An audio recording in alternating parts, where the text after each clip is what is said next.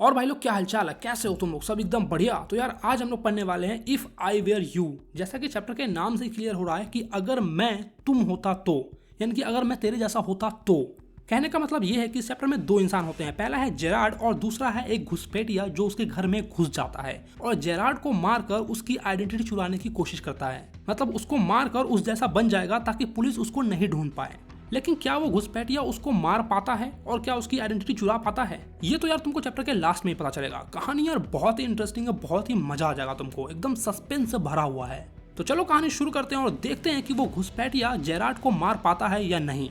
जैसा कि तुमको पता है कि ये एक प्ले है, तो सबसे पहले मैं तुमको सीन समझा देता हूँ कि उसके घर का, उसके रूम का क्या हाव भाव है, कौन चीज कहाँ रखी हुई है। जेरार्ड जो है वो एक छोटे से कॉटेज में रहता है और उसके राइट और लेफ्ट साइड दोनों साइड में ना एक गेट है। राइट साइड वाला जो गेट है वो बहुत ही कम यूज होता है, इसलिए उसको लॉक करके उसके ऊपर पर्दा डाल दिया गया है। और लेफ्ट साइड वाला जो गेट है उससे वो आते जाते हैं।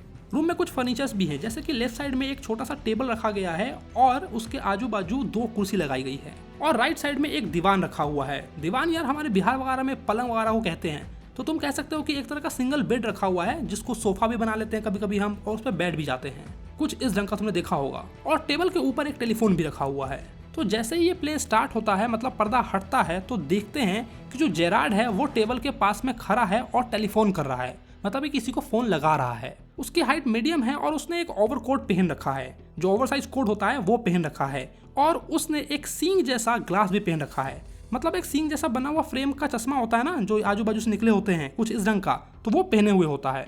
और उसकी आवाज बहुत ही सांस्कृतिक है, मतलब बातचीत करने से ऐसा लगता है कि वो बहुत ही अच्छा इंसान है, बहुत ही संस्कारी इंसान है। जेरार्ड फोन कॉल पे बात करते हुए कहता है, ठीक है उसे सीधा टेलीफोन करने के लिए कहो, मुझे पता लगना चाहिए। हाँ मुझे आशा है कि मैं अभी यहीं पर रहूंगा, पर तुम्हें इस पर निर्भर नहीं रहना चाहिए।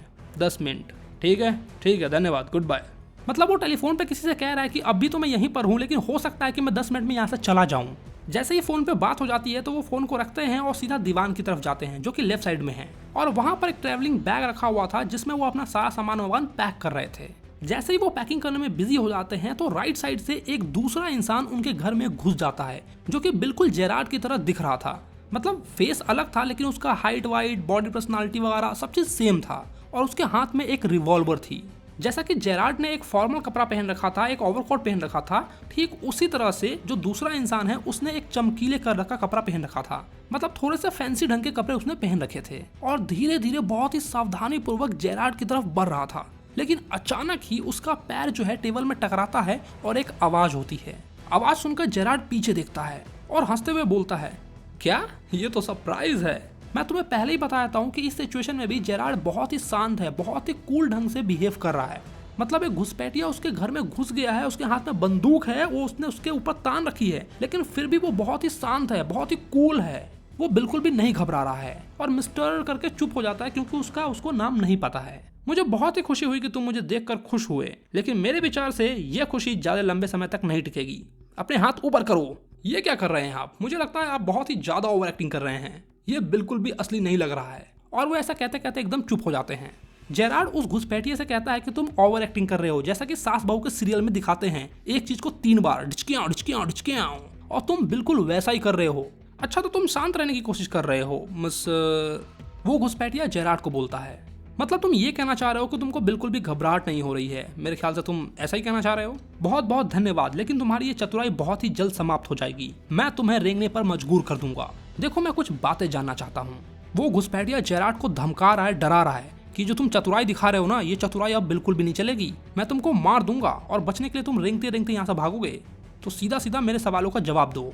हाँ बिल्कुल, आप जो चाहे पूछ सकते हैं, मुझे सारे सवालों के जवाब पता है। लेकिन शुरू करने से पहले मैं एक कंफर्टेबल पोजीशन में आना चाहूंगा। शायद आप हो सकते हैं लेकिन मैं नहीं हूँ। जेरार्ड ने ऐसा इसलिए बोला क्योंकि वो पैकिंग ही कर रहा होता है, तभी पीछे से उसको गन पॉइंट कर देता है वो घुसपैठिया, तो वो उसी पोजीशन में खड़ा है। तो वो कहता है कि सबसे पहले मैं आराम से बैठ जाता हूँ, उसके बाद तुम्हारे हर सवाल का जवाब दे दूंगा। तो वो घुसपैठिया कुर्सी की तरफ इशारे करते हुए कहता है कि वहां जाकर बैठ जाओ, और खुद जाकर दीवान पर बैठ जाता है। तो अब हम तुम्हारे बारे में कुछ अच्छी बातें करेंगे। वो जेरार्ड के बारे में इसलिए बातचीत करना चाह रहा था क्योंकि वो उसकी जानकारी लेना चाह रहा था, तभी तो वो उसको मार कर उसकी लाइफ को जी सकता है ना। जेरार्ड एकदम स्मार्ट बनते हुए कहता है, ओह फाइनली कोई ऐसा मिला जो मेरी परवाह करता है। चलो मैं तुमको बिल्कुल अपनी कहानी सुनाता हूँ, कैसे मुझे बचपन में जिप्सीज ने चुरा लिया और आज 32 साल की उम्र में मैं यहाँ एक्सेस कॉटेज में रहता हूँ। एक्सेस यार उस जगह का नाम है, यानी कि उस सिटी का नाम है। जेरार्ड आगे अपने बारे में बता ही रहा होता है कि तभी वो घुसपैठिया उसको वहीं पर रोक देता है। ये बातें अपने पास ही रखो और सिर्फ केवल मेरे सवालों का जवाब दो। क्या तुम यहाँ पर अकेले रहते हो? मुझे माफ करो, लेकिन तुम्हारी आवाजों से ऐसा लग रहा है कि तुम पूछ नहीं बल्कि बता रहे हो कि तुम यहाँ पर अकेले रहते हो। जेरार्ड यार यहाँ पर उसका मजाक उड़ा रहा है, ये कहते हुए कि तुम पूछ नहीं बल्कि बता रहे हो कि यहाँ पर रहते हो। तुम बिल्कुल भी सही एक्टिंग नहीं कर रहे हो एक घुसपैठिए की। ज्यादा स्मार्ट बनने की कोशिश मत करो, सिर्फ मेरे सवालों का जवाब दो। क्या तुम यहाँ पर अकेले रहते हो? और अगर मैं आपको ना बताऊं तो तुम्हारे अंदर इतनी तो अक्ल होगी कि तुम घायल नहीं होना चाहोगे। मेरे हिसाब से बुद्धिमानी कष्ट से बचने में अधिक है, न कि केवल उसके बारे में सोचने से। आप क्या सोचते हैं मिस्टर? जेरार्ड बस मिस्टर कह के चुप हो जाता है क्योंकि उसको उसका नाम नहीं पता है, उस घुसपैठिया का नाम नहीं पता है। जेरार्ड की बातों से ऐसा लग रहा है कि वो उस घुसपैठिया का नाम जानना चाहता है। मेरे नाम की चिंता ना करो मिस्टर जेरार्ड, मुझे तुम्हारा नाम बहुत ही अच्छा लगा। तुम्हारा असली नाम क्या है? Vincent Charles. क्या तुम कार चलाते हो? नहीं। झूठ मत बोलो, तुम्हारा पल्ला कोई मूर्ख इंसान से नहीं हुआ है। मैं तुम्हारे जितना तेज हूँ और शायद तुमसे भी ज्यादा। मैं जानता हूँ कि तुम्हें कार चलाने आता है, इसीलिए सावधान हो जाओ। समझ गए ना बुद्धिमान व्यक्ति? ज्यादा स्मार्ट बनने की कोशिश मत करो। क्या तुम अमेरिकन हो या केवल उसकी एक्टिंग कर रहे हो? सुनो, ये रिवॉल्वर कोई खिलौना नहीं है। मैं तुम्हें मारे बिना घायल कर सकता हूँ और उसके बाद मैं जो चाहूँ वो तुमसे उगलवा सकता हूँ। तो ज्यादा शान पत्ती मत दिखाओ। बिल्कुल जैसा आप कहे, मुझे आपकी सहायता करने में बहुत ही खुशी होगी। मेरे पास कार है और वो नीचे गराज में एक कोने में रखा हुआ है। शाबाश। क्या यहाँ लोग अक्सर आते जाते रहते हैं? बहुत ही कम, मुश्किल से कुछ ही लोग हैं जो यहाँ पर आने का कष्ट करते हैं, जैसे कि बेकर, सब्जी वाला और निसंदेह दूध वाला। बहुत ही बढ़िया, लेकिन आप जैसा इंटरेस्ट किसी में नहीं है। ऐसा जेरार्ड ही बोल रहा है कि वो लोग आते हैं लेकिन आपके जैसा इंटरेस्ट किसी में नहीं है। मतलब जितना आप मुझ में रुचि रख रहे हैं वो लोग उतना रुचि नहीं रखते हैं मेरे में। जैसा कि मुझे पता चला है कि तुम बहुत ही कम व्यापारियों से मिलते हो। क्या ये बात सही है? लगता है तुमने बहुत ही कष्ट उठाए हैं मेरे बारे में जानने के लिए। क्योंकि अब तुम मेरे बारे में जानते ही हो तो क्या तुम अपने बारे में बताने का कुछ कष्ट करोगे? मैं तुमको बहुत कुछ बता सकता हूँ। क्या तुम अपने आप को तेज समझते हो? याद रखो कि यहाँ पर सबसे अधिक तेज मैं हूँ। मुझ में बुद्धि है कि मुझे क्या बताना है और क्या नहीं बताना है। उसका इस्तेमाल करके तो मैं आज ऐसा बना हूँ। मतलब वो घुसपैठिया ये कहना चाह रहा है कि तुम मुझे बुड़बक समझ रहे हो क्या, कि मैं तुमको अपने बारे में सारी चीज बता दूं। अच्छा, तो तुम्हारे पास दिमाग है? क्या तुम बताओगे कि तुम्हें ये दिमाग कहाँ से मिला? क्योंकि मेरे छोटे से घर में घुसने के लिए ज्यादा दिमाग की तो जरूरत नहीं होती है। जेरार्ड यार यहाँ पर उसका मजाक उड़ा रहा है, उसको टोंट मार रहा है कि अगर तुम्हारे पास दिमाग होता तो तुम मेरे इस छोटे से घर में नहीं घुसते, और मेरे इस घर में घुसने के लिए ज्यादा दिमाग की जरूरत भी नहीं है।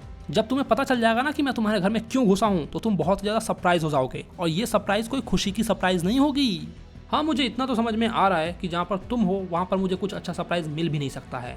अच्छा, तो तुम एक क्रिमिनल हो ना, तो क्या स्पेशलिटी है तुम्हारी? किस फील्ड के क्रिमिनल हो तुम? मैं ज्वेलरीज चुराता हूँ और तुम्हारा कार मेरे लिए एक बहुत ही अच्छी ट्रीट होगी, क्योंकि वो एक स्टाइलिश कार है तो मेरे लिए ज्वेलरी से कम नहीं है। मेरे हिसाब से एक्सेस के जंगलों में ज्वेलरीज तो बहुत ही कम है, सिपाही भी तो कम है। मैं यहाँ पर बढ़िया थोड़ी देर आराम कर सकता हूँ। तुम्हारा मतलब है मेरे साथ रहने से? ये तो बहुत ही आश्चर्यजनक बात है, क्योंकि मैंने तो तुम्हें इन्वाइट किया ही नहीं। तुम यहाँ ज्यादा देर तक नहीं रहोगे, इसलिए मैंने पूछने का कष्ट नहीं किया। क्या मतलब है तुम्हारा?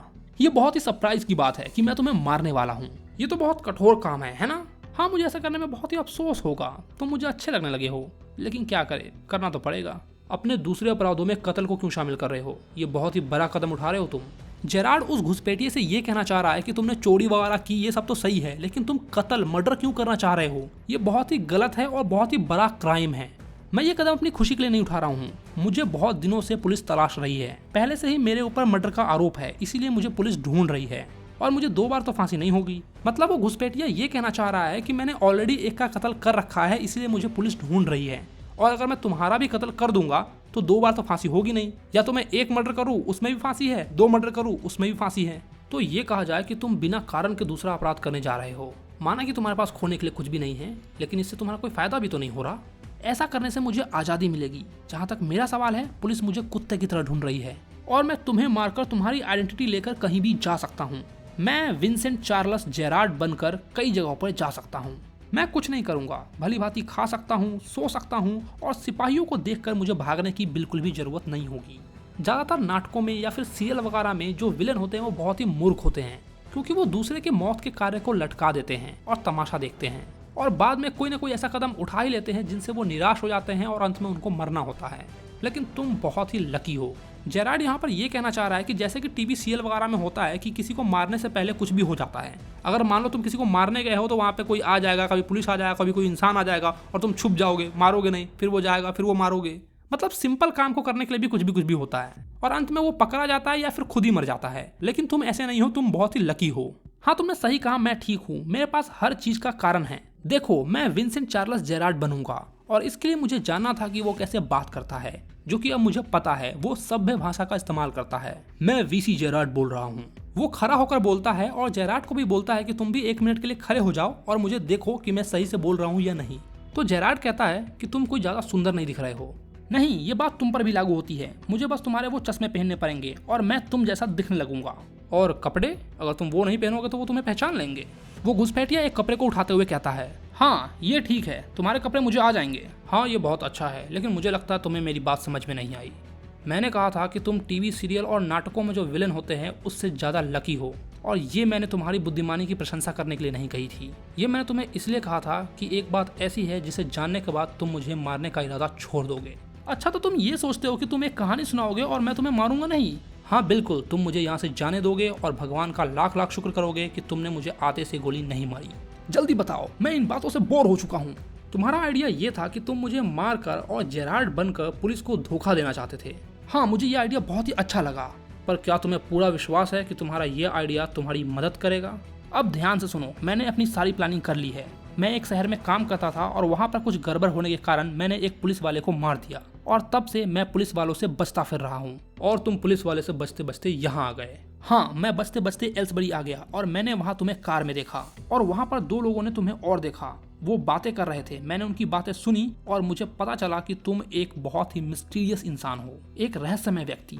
एक रहस्य जो मैं तुम्हें बताना चाहता हूँ, समझाना चाहता हूँ। वो घुसपैठिया शूट के लिए तैयार हो जाता है और बोलता है, तुम अपने ऑर्डर फोन पर देते हो, कभी कभी अचानक चले जाते हो और कभी अचानक आ जाते हो, और यही काम मैं भी करना चाहता हूँ। तुम्हारे बारे में सुनना मेरे लिए एक बहुत ही अच्छी अपॉर्चुनिटी साबित हुई और मैं यहाँ चला आया। बहुत खूब, लेकिन तुम में इतनी समझ तो होनी चाहिए कि तुम मुझसे ये पूछो कि मैंने ये रहस्य का चोगा क्यों पहन रखा है। वो घुसपैठिया गोली मारने के लिए तैयार हो जाता है। जैसा कि मैंने तुम्हें पहले भी कहा कि अब मैं ये बातें करते करते उब चुका हूँ। पागल मत बनो, अगर तुमने गोली चलाई तो निश्चित रूप से तुम्हें फांसी होगी। अगर तुम्हें नहीं तो विंसेंट चार्ल्स जेरार्ड को होगी, लेकिन फांसी होगी। यार, बातों से तो ऐसा लग रहा है कि जेरार्ड भी पुलिस से भाग रहा है, इसीलिए वो ये कहता है कि अगर तुम मुझे मारोगे तो भी तुम्हें फांसी होगी और अगर नहीं मारोगे तो भी तुम्हें फांसी होगी। ये क्या बोल रहे हो तुम? ये तुम्हारे लिए एक बहुत ही बड़ा सरप्राइज है। मैंने कहा था ना कि तुम मुझे नहीं मारोगे, और मैं बिल्कुल सही था। क्या तुमने कभी भी ये सोचा कि मैं क्यों कभी भी आ जाता हूँ, कभी भी चला जाता हूँ, व्यापारियों से नहीं मिलता हूँ? तुम्हें लगता है कि मेरी आदतें तुम्हारे लिए अच्छी है, कि तुम मेरा रूप लोगे और आराम से कभी भी आओगे कभी भी जाओगे, तुमको कोई नहीं टोकेगा। लेकिन क्या तुमने कभी सोचा तुम एक क्रिमिनल हो तो क्या मैं कोई ईमानदार इंसान हूँ? मेरे हिसाब से मेरा भी खेल खत्म हो चुका है। दरअसल मेरे साथ भी एक गड़बड़ हो गई। मैंने गोली का प्रयोग किया और किसी को मार दिया और फिर वहां से बच निकला, और अनफॉर्चुनेटली मेरे आदमी पकड़े गए और पुलिस को वो सामान मिल गया जो उन मूर्खों को जला देना चाहिए था। आज मैं भी तुम्हारे जैसे ही एक मुसीबत का इंतजार कर रहा हूँ। शायद पुलिस मेरे घर आती ही होगी, और यही वजह है कि यहाँ से भागने के लिए मैं अपना बैग पैक कर रहा था। वो देखो, वहाँ पड़ा है बैग, तो यहाँ है, इसमें भी पिस्तौल है। ये सब क्या है? ये सब वेश बदलने का सामान है, नकली मूंछ और बहुत कुछ। क्या तुम्हें अब विश्वास हो गया? मुझे नहीं पता। भगवान के लिए अपना दिमाग ठीक करो और मेरे साथ आओ। चलो कार में मेरे साथ आओ। मैं तुम्हारा इस्तेमाल नहीं कर रहा हूँ। तुम्हें क्या लगता है कि मैं तुम्हारा इस्तेमाल कर रहा हूँ? तुम्हारी कसम, मैंने कोई भी जाल नहीं बिछाया है। यदि अगर ऐसा है तो तुम मेरे साथ कार में रहोगे और तुम्हारे पास पिस्तौल भी होगी, तो तुम मुझे मार देना। हो सकता है तुम ठीक कह रहे हो, तो जल्दी करो, हमारे पास समय नहीं है। और जेरार्ड जाकर अपना टॉप और बैग उठा लेता है। बॉस, सावधान रहना, मैं तुम पर नजर रख रहा हूँ। अगर तुमने थोड़ी सी भी होशियारी की तो मैं तुमको गोली मार दूंगा। वो घुसपैठिया जेरार्ड को अब बॉस बोल रहा है। क्या दिमाग से खेला है यार इसने। मैंने एक व्यक्ति को सड़क पर पहले से ही तैनात कर रखा है। यदि अगर उसको पुलिस दिखती है तो वो हमें कॉल करेगा। मैं जाना नहीं चाहता। तभी टेलीफोन की घंटी बजती है। आओ, पुलिस हमारा पीछा कर रही है, यहाँ से होकर चलते हैं, चलो। जेरार्ड एक दरवाजा खोलता है और उसकी तरफ इशारा करते हुए कहता है कि चलो यहाँ से सीधा गैरेज में चलते हैं। मुझे कैसे पता कि तुम सच बोल रहे हो? ओह, मूर्ख मत बनो, अपनी जान बचाओ, जल्दी चलो यहाँ से।